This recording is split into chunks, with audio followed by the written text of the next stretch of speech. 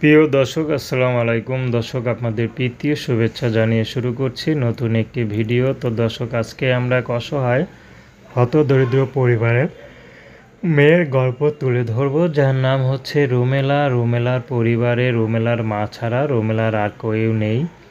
রুমেলার বাবাও নেই, রুমেলার বড় ভাই বোন কেউ নেই, রুমেলাই একা। তার মা পরের বাসায় কাজ করে আর রুমেলা সেলাই কাজ করে। তো রুমেলার মা পরের বাসায় কাজ করে হঠাৎ অসুস্থ হয়ে যায়। তো রুমেলা সেলাই কাজ করেই তার মাকে নিয়ে সংসারে চলে। তো রুমেলা পড়াশোনা করতে পারেনি, অভাবের সংসার, বাবা নেই, তার মাও তেমন শিক্ষিত না, এই জন্য রুমেলাকেও শিক্ষিত করে গড়ে তুলতে পারেনি। তো রুমেলা এখন বিয়ে শাদী করবে।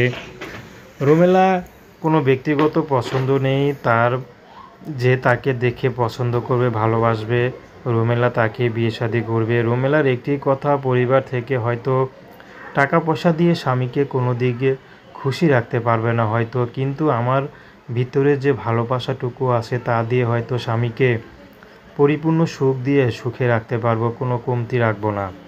তো রুমেলা একটাই কথা বলে যে আমি কখনো প্রেম ভালোবাসা করিনি, তো আমার দেহ মন কাউকে দেওয়া হয়নি, তো যে আমার স্বামী হবে তাকেই দেব। তো দর্শক, এই ছিল রুমেলার জীবনের সংক্ষিপ্ত জীবন কাহিনী। প্রেম ভালোবাসা, সাহায্য সহযোগিতা, বিয়ে শাদী করা একান্ত আপনাদের ব্যক্তিগত ব্যাপার। আসুন আমরা ৫ ওয়াক্ত নামাজ পড়ি, সর্বদা দেশের সেবা করি।